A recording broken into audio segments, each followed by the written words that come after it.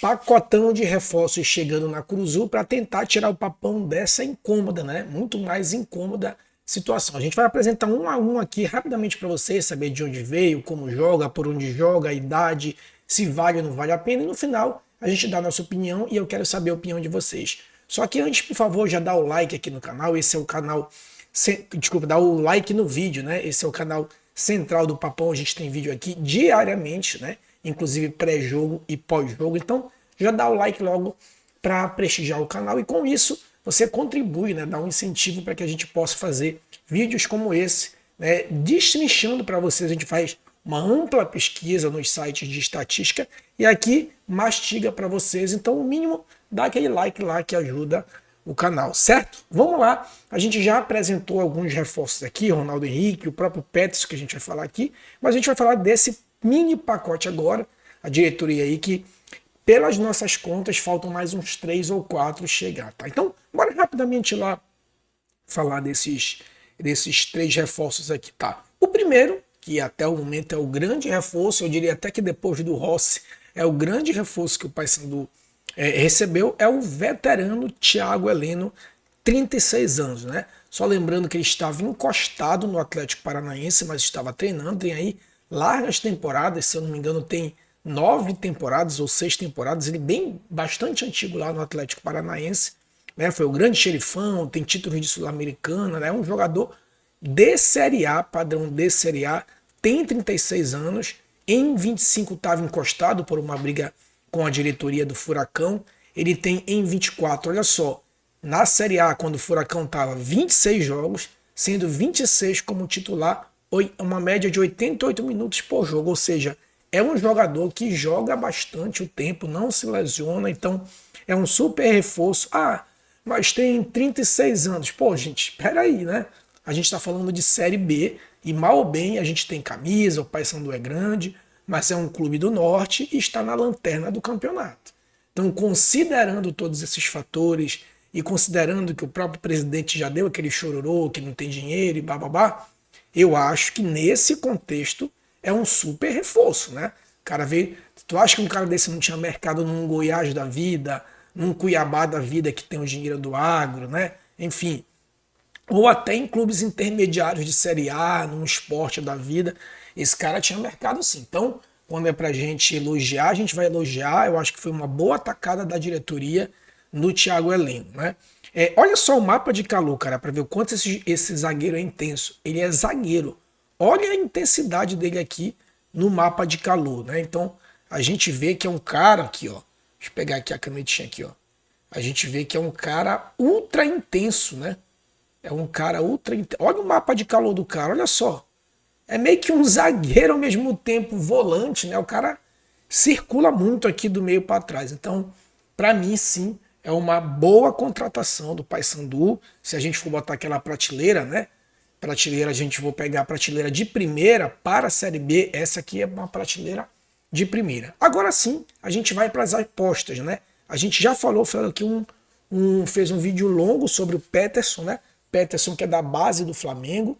Em 24 e 25 ele foi emprestado, chegou a ser cogitado ir para o Barcelona em 23, mas não houve acerto da base, ele é da base do Flamengo. Tanto passou no Atlético Paranaense, inclusive em 24, em 25 estava no Juventude, mas segundo a imprensa, por fatores extracampos, não se desenvolveu. Em 25, inclusive, só teve 2 jogos como titular e teve aí praticamente toda a minutagem nesses jogos, né? Então, Peterson aí é uma aposta, claro, é uma aposta, atacante, né? É um atacante que, segundo o mapa aqui, ele joga pela beirada do lado esquerdo, então concorreria com o Borassi, que abandonou o barco aí, então vai jogar lá pelo lado esquerdo, onde jogava Cavalieri, que também foi embora. Se bobear, pode ser até titular, né? A não ser que ele coloque o Benítez para lá e tente arrumar um centroavante de área, né? Então, vai ter pouca concorrência, já que o Borassi foi embora e era titular. Então, é uma aposta, né? Era uma promessa do Barcelona em 23. Não é possível que 2 anos depois vamos torcer para que não seja um bagre, né? Provavelmente não vai ser que vai salvar o Paysandu, quem sabe a gente surpreende. Mas também não é de todo ruim, né? O cara que já passou aí com uma promessa de Barcelona, a base do Flamengo, passou pelo Atlético e despertou interesse do Juventude, não é qualquer um, né? Claro que não é o de primeira prateleira, é uma aposta, né? Já o terceiro anunciado nesse mini pacote, esse sim, também uma aposta, porque ele estava na Série C no Itabaiana, 27 anos, então não é nenhum garoto. Agora interessante, né? O que mais tem minutagem, né? Pela Série C, lá pelo Itabaiana, ele jogou 6 jogos, dos 6, os 6 titulares, tem 87 minutos por jogo, então é bastante minutagem, né? E fez 3 gols, já que a gente está falando de atacante, fez 3 gols. Olha aí, resolveria, né? A cada 2 jogos ele faz um gol. Os nossos atacantes não fazem gol, né? Então é uma promessa também. Se a gente for olhar aqui o mapa de calor dele, a gente vê que é um meio atacante, mas que pisa bastante na área, né? Então, olhando aqui, ó, veja que ele acaba pisando bastante aqui na área, muito embora seja um meio atacante. Então, pelo mapa de calor, parece ser um meio atacante que se movimenta muito e pisa bastante na área, diferente do nosso Vargas e do nosso Marlon, né? Que estavam sendo aí nossos 10, vamos dizer assim. Então, também mais uma aposta. O que a gente espera, né? Agora, considerando esses 3 aqui, o que a gente espera, já que o Thiago Heleno foi o único de uma prateleira acima? Bem, a gente espera que, claro, a gente queria 6 jogadores de primeira prateleira, mas a gente sabe que na prática isso não vai acontecer, pessoal. Então, que se vier pelo menos uns 3 ou 4 reforços, que pelo menos a metade seja de primeira prateleira, né? Já que não dá para a gente ter 4 de primeira prateleira. Mas que venha mais 1 ou 2 de primeira prateleira. E na minha opinião, e eu quero saber de vocês, coloquem aqui nos comentários, na minha opinião, eu acho que esses jogadores de primeira prateleira, já que a gente trouxe o Thiago Heleno, tem que ser um meia pensante, né? Que não vai ser o Wendel, né? Não vai ser o Wendel que vai resolver, né? Tudo bem que ele pode até de repente ser melhor que o Vargas, mas não vai ser ele que vai resolver. Então eu acho que um meia pensante e um atacante, né? Fazedor de gols, né? Um padrão, vamos dizer assim, um padrão Léo Gamalho, né?